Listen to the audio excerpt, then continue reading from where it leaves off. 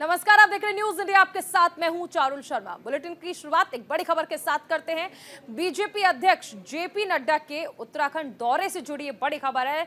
2 दिवसीय दौरे पर हैं बीजेपी अध्यक्ष जेपी नड्डा और जेपी नड्डा ने इस दौरान पिथौरागढ़ में चुनावी जनसभा की है।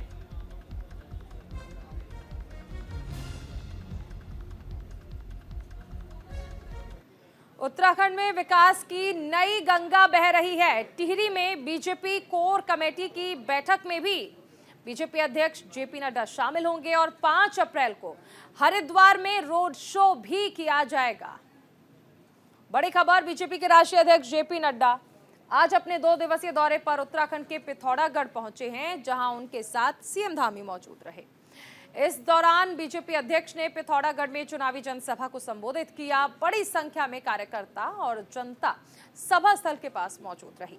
वहीं चुनावी सभा को संबोधित करते हुए जेपी नड्डा ने कहा कि प्रधानमंत्री मोदी ने कहा है कि इस शताब्दी का तीसरी दशक उत्तराखंड का दशक होगा और उत्तराखंड के विकास का दशक होगा और मुझे ये खुशी है कि आज ये धरती पर उतरता हुआ दिख रहा है। विकास की नई गंगा बह रही है। जानकारी के मुताबिक जेपी नड्डा हरिद्वार में एक रोड शो भी करेंगे और इसके अलावा बूथ अध्यक्ष, बूथ पालक, शक्ति केंद्र स्तर की महत्वपूर्ण त्रिदेव सम्मेलन और लोकसभा स्तर की चुनाव कोर कमेटी की बैठक में भी शामिल होंगे।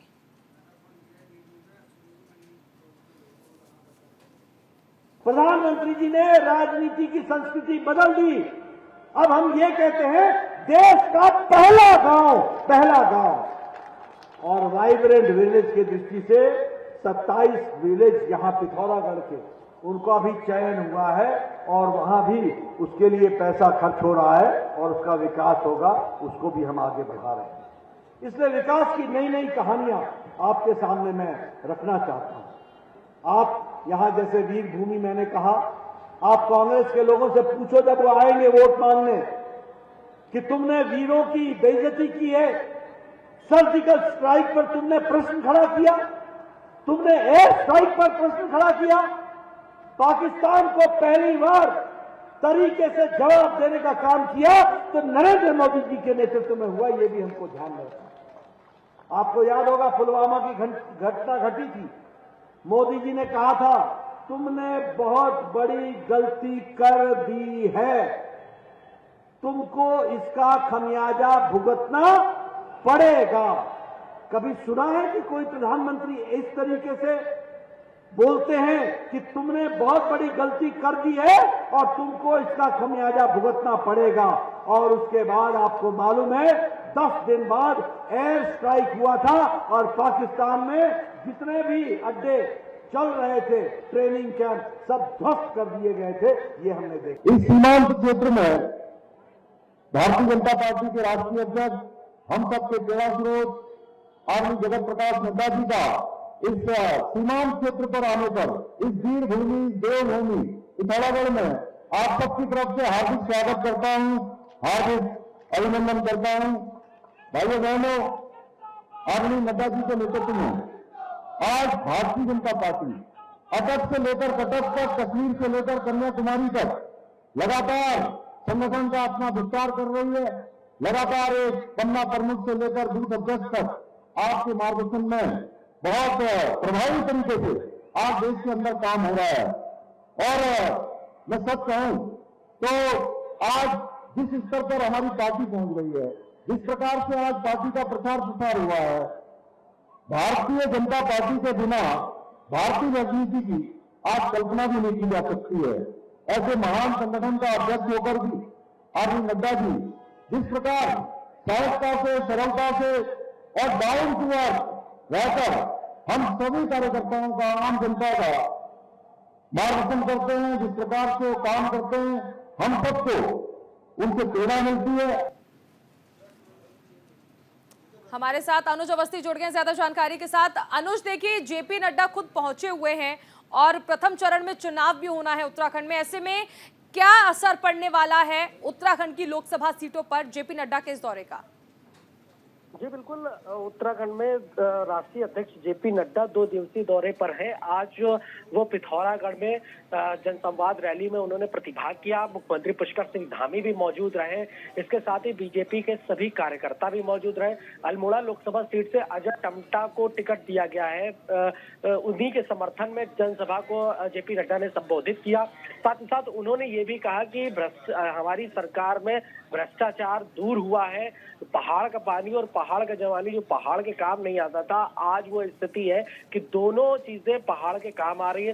जितना डेवलपमेंट पहाड़ में हुआ है, अगर आगे भी हमारी सरकार आएगी और प्रधानमंत्री नरेंद्र मोदी फिर से एक बार दोबारा से प्रधानमंत्री बनेंगे तो निश्चित तौर पे पहाड़ का विकास होगा। साथ ही साथ राष्ट्रीय अध्यक्ष जेपी नड्डा का हरिद्वार द्वारा भी है। इसके अलावा वो राजधानी देहरादून के विकास नगर भी पहुंचेंगे, जहां पे वो विशाल जनसभा को संबोधित भी करेंगे। क्योंकि टिहरी लोकसभा सीट से जो प्रत्याशी है माला राज्य लक्ष्मी शाह, वो उनका जो क्षेत्र है वो राजधानी देहरादून समेत विकास नगर तक लगता है। तो विकास नगर में वो उनके समर्थन में जाकर के जनता से अपील करेंगे कि वो ज्यादा से ज्यादा बीजेपी को लेकर के वोट करेंगे।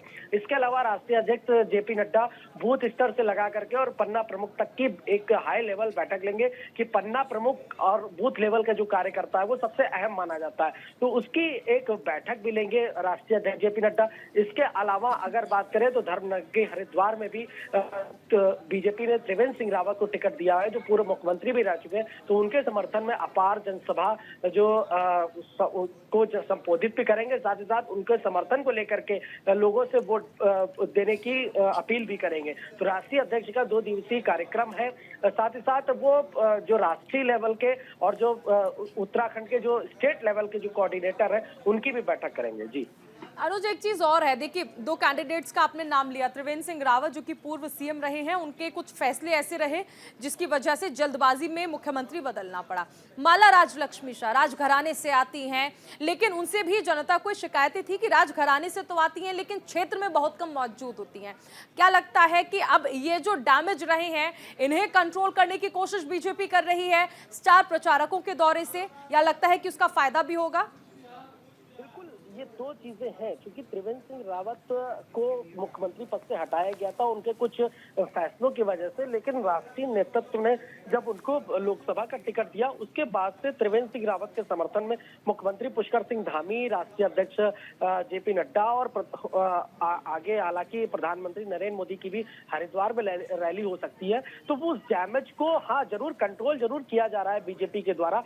टिहरी सीट की अगर बात करें तो टिहरी सीट से जो निर्दलीय उम्मीदवार है बॉबी पवार, उनके समर्थन में चूंकि युवा बहुत है, जो माला राजलक्ष्मी शाह के ऊपर आरोप लगे थे कि वो जनता के बीच नहीं जाती हैं या जनता का काम नहीं करती हैं, लेकिन जिस तरीके से मोदी लहर, जो मोदी फैक्टर उत्तराखंड में देखने को मिल रहा है, उससे ये साबित होता है कि बीजेपी उन जो घाव थे उनको भरने की कोशिश भी कर रही है। साथ ही साथ मोदी फैक्टर अगर काम कर रहा है तो निश्चित तौर पर जनता जो है ये मन बना चुकी है कि कहीं ना कहीं बीजेपी के पक्ष में ही वोटिंग करना चाहती है। लेकिन हालांकि कांग्रेस लगातार अपना जोर आजमाइश कर रही है, चाहे वो रैली समर्थन को लेकर के हो या डोर टू डोर कैंडिडेट, जब लोकसभा के कैंडिडेट जब डोर टू डोर जा रहे हैं तो उनको कहीं ना कहीं समर्थन जरूर मिल रहा है। अब ये फैसला चूंकि 19 तारीख को होना है, 19 तारीख को वोटिंग होगी, पहले चरण में मतदान है उत्तराखंड में। बिल्कुल, देखिए और इसीलिए कहा जा रहा है कि स्टार प्रचारक लगातार उत्तराखंड पहुंच रहे हैं। शुक्रिया अनुज इस तमाम जानकारी के लिए।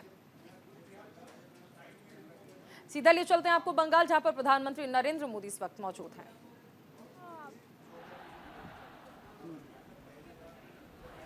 মনীষী পঞ্চানন বর্মা লিখিত কবিতা দিয়ে উপহার দেবেন ডাংধরির মাও। কবিতা এখন উপহার দেবেন পশ্চিমবঙ্গের রাজ্য সাধারণ সম্পাদক দীপক বর্মন, উত্তরবঙ্গের বিখ্যাত বাদ্যযন্ত্র দোতারা তিনি আমাদের যশস্বী প্রধানমন্ত্রীর হাতে তুলে দিচ্ছেন, সম্বর্ধনা জানাচ্ছেন।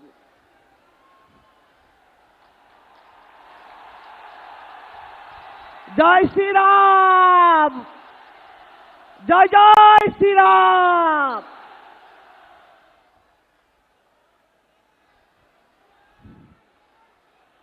এখন মালা পরিয়ে তাকে সম্বর্ধনা জানাচ্ছেন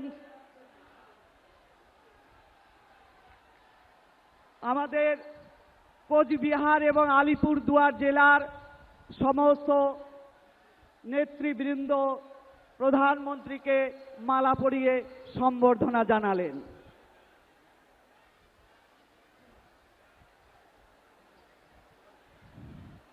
এখন এই মঞ্চেই তার মূল্যবান বক্তব্য রাখবেন আমাদের রাজ্য সভাপতি, ভারতের অন্যতম সেরা সাংসদ, বাংলার দামাল ছেলে ডক্টর সুকান্ত মজুমদার মহাশয়, তাকে তার মূল্যবান বক্তব্য রাখার জন্য অনুরোধ করা হচ্ছে। ধন্যবাদ। ভারত মাতা কি, দুই হাত তুলে আমার সাথে একসাথে বলুন, কুচবিহারের আওয়াজের মতো বলুন, ভারত মাতা কি। মহান দেশের মহান নেতা Narendra Modi, Narendra Modi, Narendra Modi, JP Nadda, JP Nadda, JP Nadda. Bharat माता की, भारत माता की जय श्री राम, जय जय श्री राम। आज के কুচবিহারে এই বিখ্যাত রাসমালা ময়দানে আমরা সৌভাগ্যশালী, আমরা আমাদের মাঝে পেয়েছি। तो कूच बिहार पहुंचे प्रधानमंत्री नरेंद्र मोदी और अब से बस कुछ ही देर बाद उनका संबोधन भी शुरू होगा। एक बार फिर से रुक करते हैं देवभूमि की खबरों का। उत्तराखंड में लोकसभा चुनाव की सरगर्मियां तेज हो गई हैं। रुड़की के झबरेड़ा में सीएम की चुनावी जनसभा रही। पूर्व सीएम त्रिवेंद्र सिंह रावत के समर्थन में चुनावी जनसभा करने पहुंचे थे मुख्यमंत्री पुष्कर सिंह धामी। प्रदेश सरकार ने राज्य में विकास की गंगा बहाई है। प्रधानमंत्री मोदी के नेतृत्व में देश का गौरव बढ़ रहा है। सीएम ने मतदाताओं से वोट करने की अपील की। उत्तराखंड में लोकसभा चुनाव की सरगर्मियां तेज हो चुकी हैं। चुनाव को लेकर सभी पार्टियों के नेता वोटर्स को लुभाने की तमाम कोशिशें कर रहे हैं, दिन रात मेहनत कर रहे हैं। और इस बीच सीएम पुष्कर सिंह धामी ने रुड़की के झबरेड़ा में चुनावी जनसभा संबोधित की। इस दौरान कार्यकर्ताओं ने फूलमालाओं से उनका स्वागत किया। इस मौके पर हरिद्वार लोकसभा के प्रत्याशी और पूर्व सीएम त्रिवेंद्र सिंह रावत के समर्थन में धामी ने जनसभा के दौरान कहा कि डबल इंजन की सरकार ने राज्य ही नहीं बल्कि देश में विकास की गंगा बहाई है। प्रधानमंत्री नरेंद्र मोदी के नेतृत्व में दुनिया में देश का गौरव बढ़ रहा है। इस मौके पर उन्होंने केंद्र और राज्य सरकार की तमाम जन कल्याणकारी योजनाओं का जिक्र किया। चुनाव में मोदी जी को तीसरी बार प्रधानमंत्री बनाने के लिए आप त्रिवेंद्र जी को भारी बहुमत से, यानी कि 2014 और 2019 के सारे रिकॉर्ड ध्वस्त कर देंगे। एक नया रिकॉर्ड आप कायम कर देंगे। भाइयों बहनों, हम जानते हैं कि मोदी जी के नेतृत्व में आज भारत सशक्त बना है, समृद्ध बना है और शक्तिशाली बना है।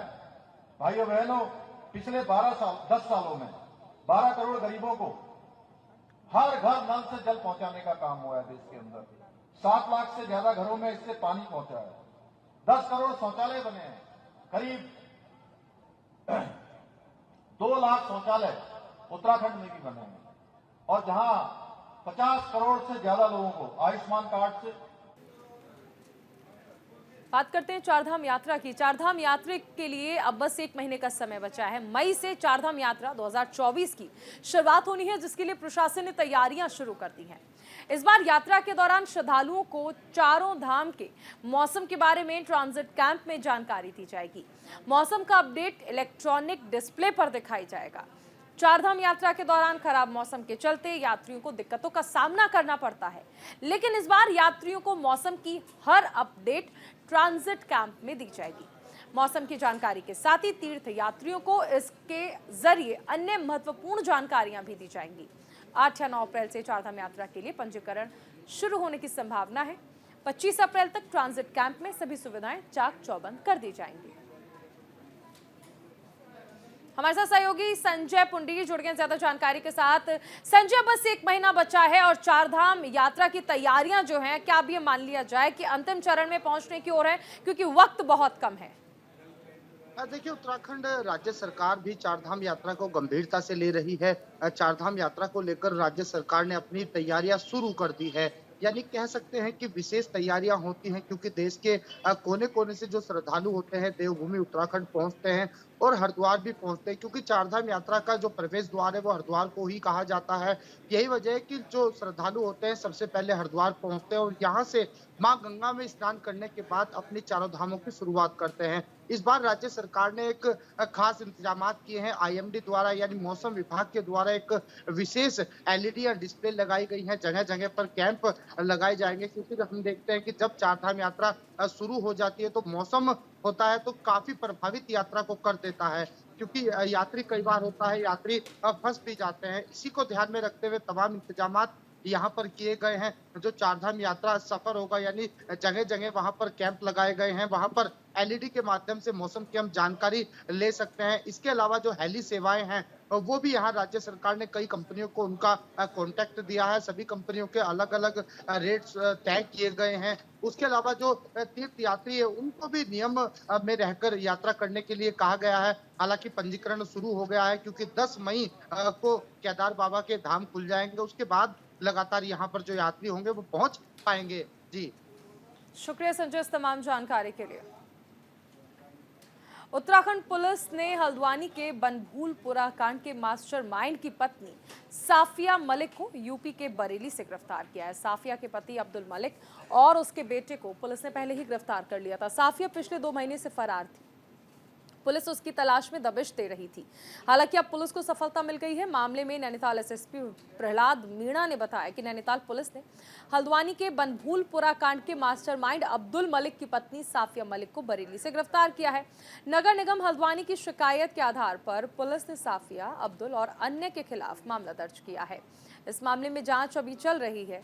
बीती 8 फरवरी को हल्द्वानी के बनभूलपुरा इलाके में अतिक्रमण को हटाने गई पुलिस प्रशासन की टीम पर उपद्रवियों ने हमला कर दिया था। इसके बाद जमकर तोड़फोड़ और आगजनी की गई। बनभूलपुरा में अतिक्रमण वाला मामला था, जिसमें नगर निगम के द्वारा एक एफआईआर करवाई गई थी। उसमें अब्दुल मलिक की पत्नी साफिया मलिक, जो नामजद अभियुक्त थी, उसको आज नैनीताल पुलिस की टीम ने बरेली से गिरफ्तार किया गया है। और इसमें अन्य जो नामजद अभियुक्त हैं उनके खिलाफ जांच चल रही है। इसमें अब्दुल मलिक भी नामजद अभियुक्त है, जो ऑलरेडी दूसरे मामले में जेल में बंद है। इस मामले में विवेचना चल रही है। आगे जैसे भी तथ्य आएंगे उसके खिलाफ से।